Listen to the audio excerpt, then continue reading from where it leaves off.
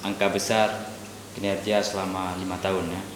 Nanti ada tahap yaitu pendidikan, itu non formal, sekolahan, dan juga tentang mengenai syariah Islamnya. Mungkin nanti Bapak langsung menyebutkan aja, nanti kan kita bisa cut gambarnya. Itu mengenai pembangunan, perekonomian masyarakatnya. Itu juga kenapa ada target lagi untuk mencalonkan diri.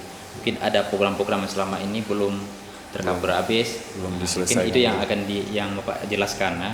Gak usah mengikuti sebagai pemimpin lagi karena ada beberapa program yang belum diselesaikan. Kalau seandainya nanti ini dilanjutkan orang lain, tidak akan sempurna. Dan juga terakhir mungkin yaitu kendala selama ini ya, kenapa pembangunan lamban berjalan atau ada yang belum diselesaikan, mungkin ada bidang pendanaan atau investor dari luar kurang gitu ya. Oke, Pak. Bapak fokus kamera ini ya. Oke, bisa Pak jelaskan tentang kinerja Pak selama 5 tahun ini?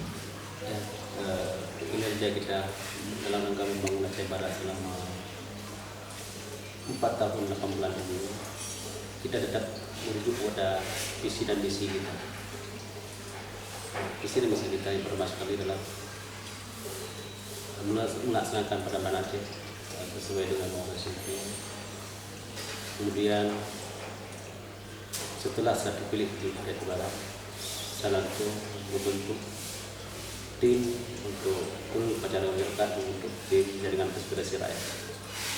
Jadi pembangunan yang dilakukan selama 4 tahun 8 bulan yang lalu itu semuanya bersumber dari aspirasi rakyat, dari tim, dari hasil rapat koordinasi kita dengan masyarakat di seluruh Aceh Barat.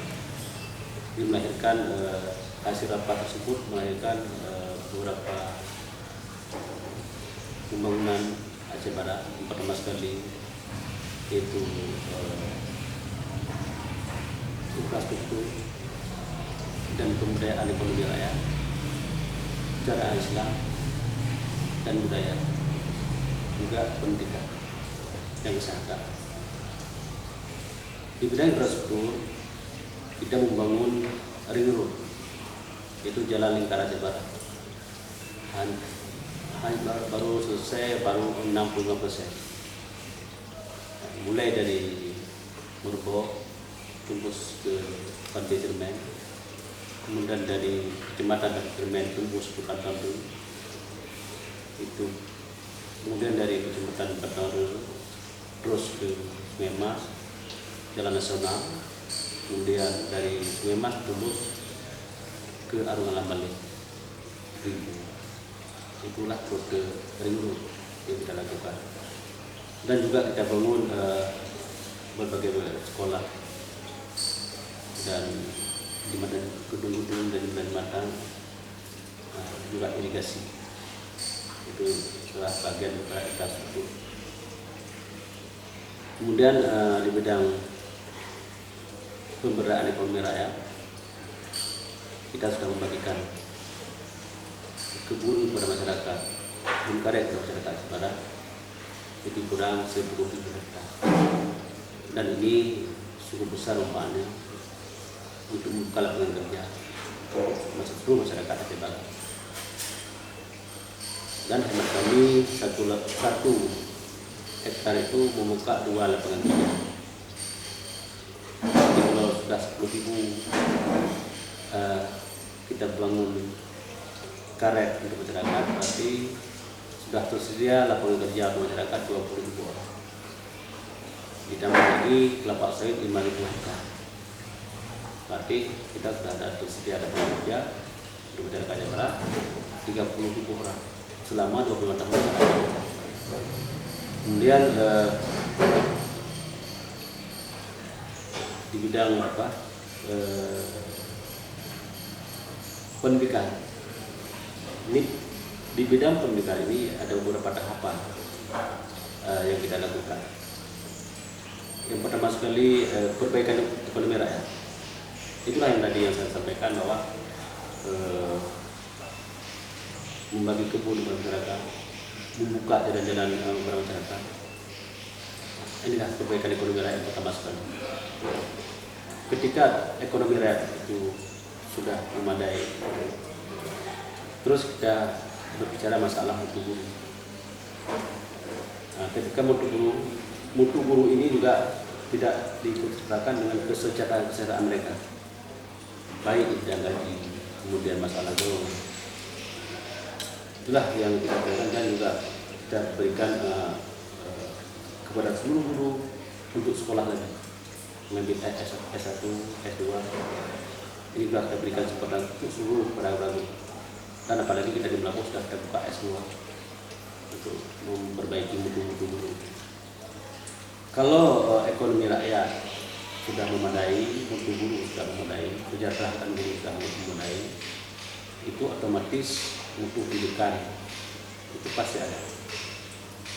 Masyarakat ya, berbentuk masyarakat yang berbangsa. Dan ini sangat sulit. Kenapa? Kita kan perang 30 tahun kemarin, kemudian ditambah lagi dengan panas kami. Mungkin kita bisa membicarakan manusia yang berkualitas utuhnya mungkin 5 tahun ke depan. Sekarang baru kita lalui tahapan untuk masalah pendidikan. Dan juga kita bangun berbagai prasarana sekolah. Sekolah kemarin selama saya di Kota Jawara sudah 13 sekolah yang kita diberikan di sebuah sekolah. Dan ke depan insya Allah saya akan mengirimkan dinas pendidikan dan guru-guru SD unggul untuk berkunjung ke Jawa Timur, melihat SMK yang ada di Jawa Timur sana. Kalau mereka bisa membangun mesin-mesin atau mobil, kenapa tidak kita ada bisa di sini. Nah, ini insya Allah kita akan menganggarkan tahun ini untuk kita kirimkan beberapa siswa dan guru-guru juga pendamping untuk magang di sana. Nah, itu salah satu upaya kita untuk membuka lapangan kerja di bidang otomotif industri. Selanjutnya di bidang agama yang kita lakukan kemarin, yang pertama sekali pemberlakuan syariat Islam. Itu pun dari pertama sekali kita bentuk majelis-majelis taklim LKDTI, Lembaga Kajian Islam Tingkat Tinggi di sebuah Jepara. Setelah kita bentuk ini, baru kita kepada penambahan WH dan penertiban baju-baju muslim. Dan saya melarang berbagai kepala dinas untuk tidak menerima dan melayani orang-orang yang berpenampilan Islam ketat apabila dia muslim. Sedangkan bagi orang non muslim itu sesuai dengan agama mereka, tidak jadi soal.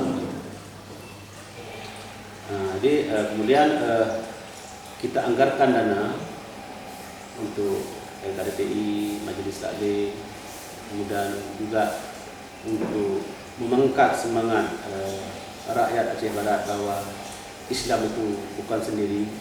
Kita sudah melakukan musyawarah ulama se-Asia Tenggara kemarin tahun yang lalu. Kemudian juga kita sudah pernah melakukan musyawarah santri se-Aceh.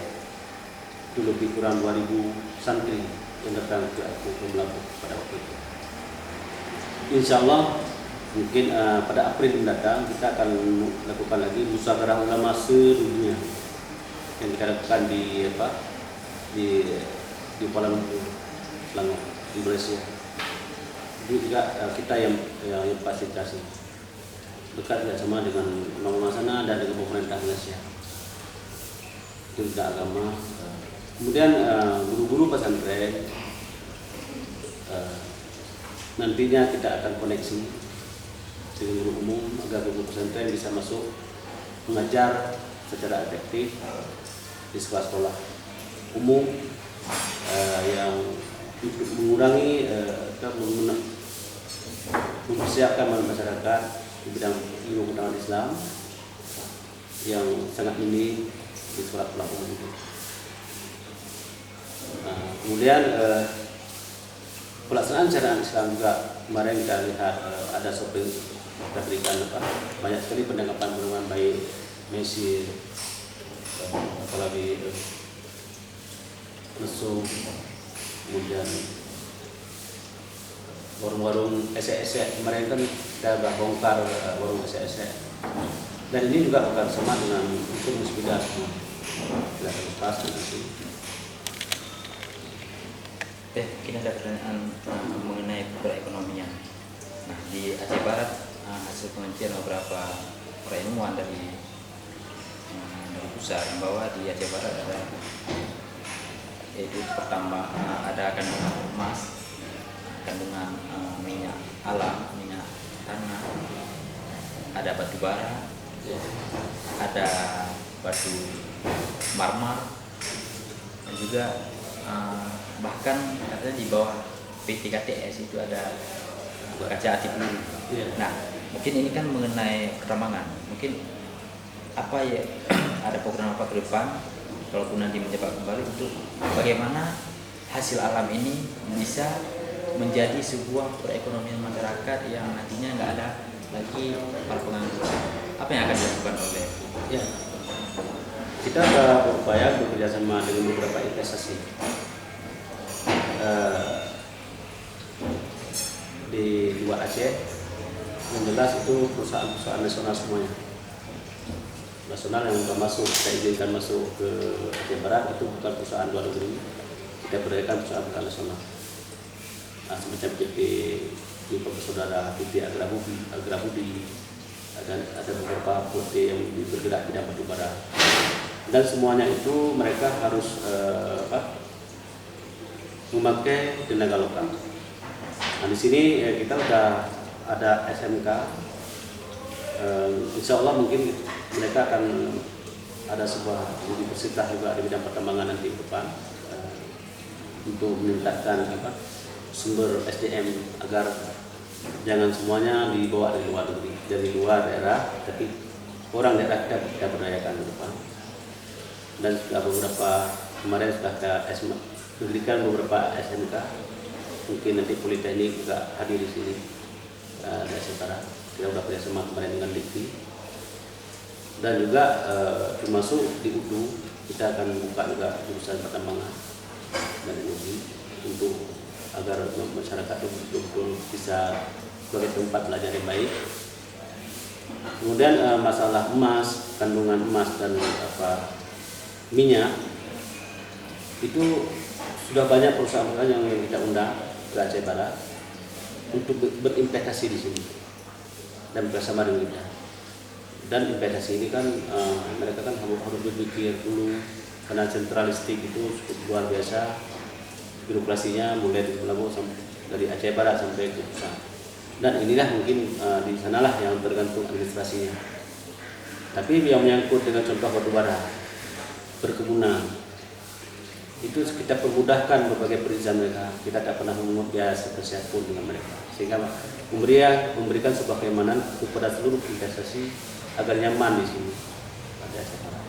Dengan adanya batu bara, dengan adanya minyak, emas, itu semuanya sudah menjadi perusahaan lokal.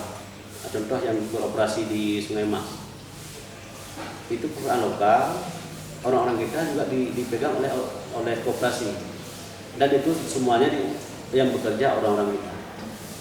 Nah, mungkin hasilnya yang belum memuaskan, mungkin karena teknologinya yang belum begitu canggih. Jadi terus insya Allah pada batu bara bulan April sudah mulai operasi dan sudah mulai kita gunakan, kita pinjamkan pelabuhan kita di pelabuhan untuk ekspor bersama tersebut ke mancanegara. Oke, mengenai pertambangan begitu banyaknya yang berada di Aceh Barat. Sekarang kan Aceh melakukan global warming, yaitu Aceh Green. Nah, sudah pasti ketika perusahaan-perusahaan besar ini nantinya akan bermain di Aceh Barat, mungkin apa solusi dari pemerintah sendiri untuk menangani permasalahan perkebunan, pertambangan, apa yang akan dilakukan? Itu sudah semuanya perusahaan sudah ada MU dan memberikan royalti kepada masyarakat Aceh Barat dan pemerintah itu 2% dari nilai bruto. Dan itulah dan juga di samping itu mereka harus mengembalikan daerah-daerah tambang itu semacam penghijauan kembali. Dan nanti diserahkan selama 25 tahun ke depan, tidak ada lubang di tempat penggalian itu. Itu yang sudah MOU dengan kita pemerintah. Oke, mungkin selama menjabat 5 tahun pemerintahan Bapak, ada nggak kendala-kendala yang bisa membuat ini tersendat? Apa yang membuat kendala yang sangat fatal? Selama ini mungkin saya tidak pernah merasa ada sebuah kendala. Artinya apa? Tidak ada sedikit pun pembangunan Aceh Barat yang merasa terhambat dan tersendat. Semuanya kalau terhambat pasti BPK, KPK itu mereka pasti turun ke daerah kita untuk menguasai langsung. Kemudian juga masyarakat pun kita kan memberikan penguasaan yang sangat luas pada masyarakat dengan adanya SMT. Kemudian kita semua membuka peluang untuk melapor kepada masyarakat. Itu mungkin baik, tidak ada korupsi yang sekecil apapun yang tidak tahu kita sebagai bupati. Masalah raskin kan sangat kecil, tapi masyarakat langsung SMF kepada bupati. Itu insya Allah ada 125 kecil yang kita turunkan. Bukan kita turunkan, mereka turun sendiri karena memang dikarenakan kesalahan mereka sendiri yang sudah menipu rakyat. Dan banyak juga pegawai-pegawai sekarang kan dia yang diproses di pengadilan itu gara-gara melanggar hukum. Inilah jadi tidak ada kendala yang kita rasakan karena selama ini sejauh saya tidak pernah ada kepentingan pribadi. Kalau kepentingan pribadi tidak ada sama kita, jelas kendala tidak ada sama sekali. Oke, mengenai terkait dengan program kesehatan, ini menjelang pada tanggal 25 Januari nanti ada yaitu Hari Gizi Nasional dan juga Hari Kusta. Mungkin apa program Bapak ke depan dan yang telah dilakukan selama ini mengenai dunia kesehatan? Di bidang kesehatan, pertama sekali kemarin kita lakukan sebuah terobosan yaitu pemerataan dokter ke setiap puskesmas dan kita lakukan peningkatan puskesmas menjadi dari rawat jalan menjadi rawat inap. Dan kita bagikan ada 3 tempat rawat inap, yaitu yang pertama sekali di GP Rumah Sakit Umum tak otomatis, kemudian ada di Bulang, kemudian di Kecamatan Wailah Induk, dan pemerataan pembangunan prasarana gedung baik pustu maupun puskesmas, insya Allah selama saya sudah merata di seluruh daerah. Sekurang-kurangnya setiap kemukiman itu sudah ada pustu dan puskesmas pembantu. Lebih lagi kita juga perlu bangun puskesdes. Dan ini kita sudah perhatikan di bidang kesehatan. Kemudian yang bertugas di daerah di dinas kesehatan itu semuanya ahli kesehatan, bukan kayak dulu. Dan banyak bidang-bidang yang saya angkat sebagai tenaga struktural di dinas kesehatan. Contoh misalnya di lembaga pendidikan. Kenapa lembaga pendidikan dulu sangat sulit dan banyak santer persoalan-persoalan di sana yang terdapat antara guru dengan dinas dengan pendidikan, antara bidan antara perawat dengan dinas kesehatan. Kenapa lebih banyak kayak sebelum kita? Karena yang mengatur dinas kesehatan itu bukan ahli kesehatan yang tahu persis tentang kebutuhan kesehatan dan perasaan orang kesehatan. Juga di Departemen Pendidikan, yang mengatur mereka itu bukan orang-orang yang berasal dari dinas pendidikan atau berasal dari kalangan pendidikan. Sekarang kan kepala dinasnya saja berasal dari guru SD. Kemudian juga kepala bidang, kabit dan sebagainya itu pun dasarnya dari guru SD juga guru SMA sudah diangkat di sana. Kenapa? Biarlah mereka mengatur dunia mereka sendiri agar lebih berkompeten. di masa-masa tinggal tidak ada pemberontakan, tidak ada persoalan, jadi saling merasakan mereka. Bidan kan seluruh Aceh Barat ada bidan. Jadi banyak sekali sampai sekretaris dinas kesehatan kan itu bidan. Dan banyak pejabat radio dari mereka. Oke, pertanyaan terakhir itu mengenai selama ini kami mendengar bahwa mendapat penghargaan dari Presiden mengenai perikanan. Apa sih yang dilakukan oleh pemerintah sendiri sampai mengenai perikanan di Aceh Barat? Oh itu gini. Perikanan dan kelautan, kan? Iya, dulu di bidang masalah Departemen Kelautan ini, pengairan dan kelautan ini, perikanan dan kelautan ini, dulu ada persoalan antara kelompok nelayan Merbok dengan Transrahe, Bubun dengan Pak Semase, mereka saling bertengkar, sehingga tahu pada saya mengerti dan paham, kemudian sampailah laporan kepada saya memanggil bagi mereka, sehingga saya bentuklah sebuah jaringan sistem pengawasan laut bersama. Setelah kita lakukan ini, rupanya ada lagi persoalan kita dengan kabupaten lain. Aceh Jaya juga masuk ke Melabuh, Nagan Raya juga masuk ke Melabuh, Aceh Selatan juga masuk ke Melabuh. Sulit lagi, ada lagi pertengkaran antara kabupaten. Kemudian timbullah perencanaan dari saya, ide kita buat sebuah pertemuan dengan beberapa bupati sampai ke Singking. Barat Selatan ini, sehingga kita duduk bersama, kita melahirkanlah sebuah deklarasi Melabuh tentang sistem penguasaan laut bersama, sehingga ini sangat besar manfaatnya. Banyak sekali gara-gara kita lakukan koordinasi bersama dengan antar kabupaten, sehingga dari Medan yang bisa masuk ke Melabuh, dari Sibolga bisa masuk ke Melabuh, kemudian juga Taipei dari Filipina, dari mana saja pun sudah sulit untuk begitu mereka masuk langsung kita ada laporan, langsung kita tangkap. Kemudian tentang pembagian pukat troll, pengawasan pukat troll kita rubah menjadi pukat ramah lingkungan, itu kita ganti rugi pada masyarakat. Tidak boleh asal main tangkap, tapi setelah kita ganti rugi, mereka dengan sadar membakar pukat troll mereka yang tidak ramah lingkungan, sehingga itulah sebuah sistem penguasaan laut bersama. Dan rupanya ide kita ini sudah mulai dipakai, tercium oleh Menteri Dalam Negeri. Sudah dikembangkan di Riau dan di provinsi-provinsi lain. Jadi ide ini sudah bermanfaat untuk negara, sehingga mereka memberikan sebuah penghargaan kepada saya.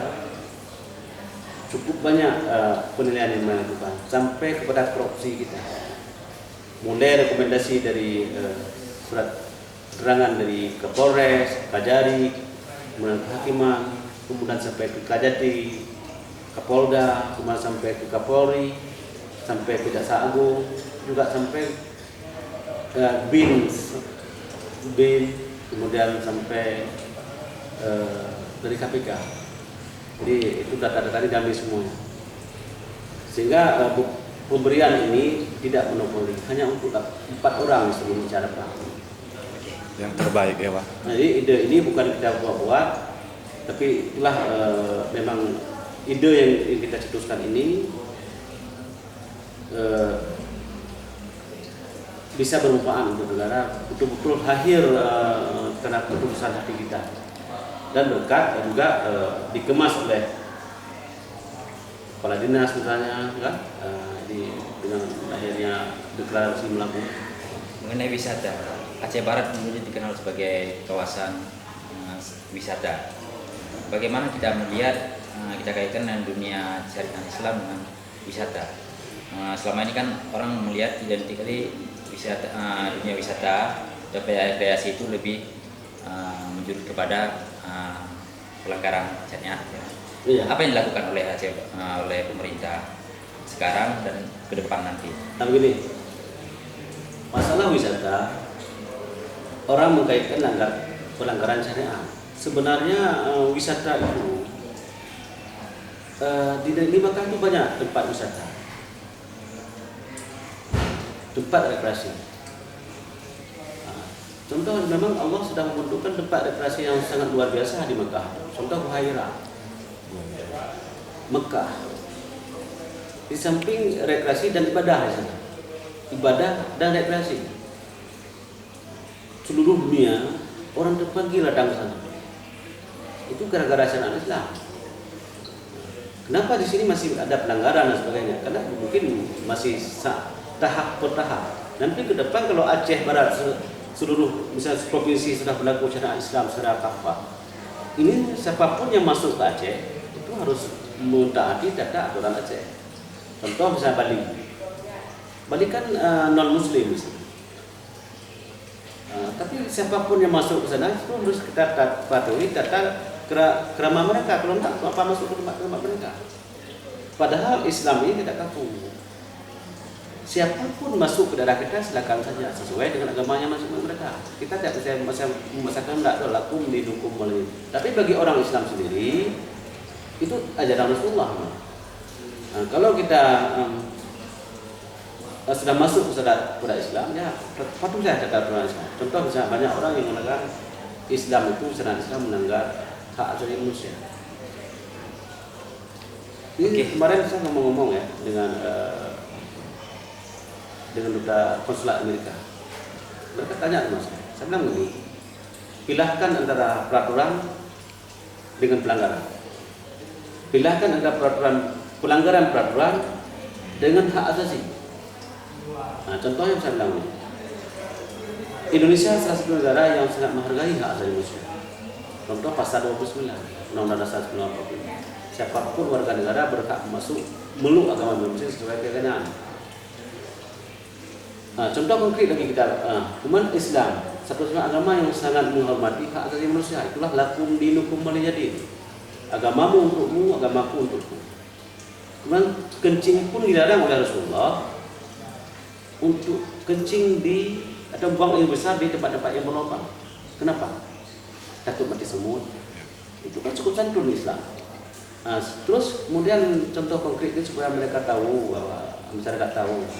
Misalnya Bupati Aceh Barat melakukan 3 perlombaan permainan, bola kaki, bola voli, bola kasting. Kita lemparkan mereka. Memilih itu adalah hak asasi manusia. Tetapi ketika mereka memilih salah satu cabang olahraga bola kaki misalnya, waktu mereka main bola kaki itu wajib pakai sepatu. Kalau mereka tidak pakai sepatu, berarti pelanggaran permainan bola kaki. Bola kaki bukan melanggar hak asasi. Nah, gitu. Nah, ini yang harus dipahami oleh masyarakat. Kita sangat menghargai itu, dan siapapun silakan masuk. Kita kemarin berapa miliar untuk kita anggarkan dana untuk undang gedung tentang pembenahan tempat rekreasi. Tapi siapapun yang datang ke sana, oh mereka orang Islam sesuai dengan ketentuan Islam. Oh mereka orang Kristen sesuai dengan ketentuan Kristen. Oh Buddha silakan aja. Nah, yang penting tata krama ini ditaati oleh berbagai masyarakat. Sopan santun gitu. Oke, mungkin terakhir visi misi Bapak selama ini dan ke depan nanti. Nah, jika terpilih lagi, Iya. Saya kalau misi-misi ke depan sebagai mencalonkan diri sebagai Bupati Aceh Barat, yang pertama itulah untuk melanjutkan program-program yang lalu, karena belum selesai. Karena seingat saya, kalau pergantian pemimpin itu ada, kebijakan langsung berubah. Contoh misalnya, visi misi Bupati yang lalu, saya sedikit pun tidak pakai lagi. Kenapa? Saya ada visi saya sendiri. Nah, juga ke depan, kalau pergantian Bupati itu bukan lagi saya,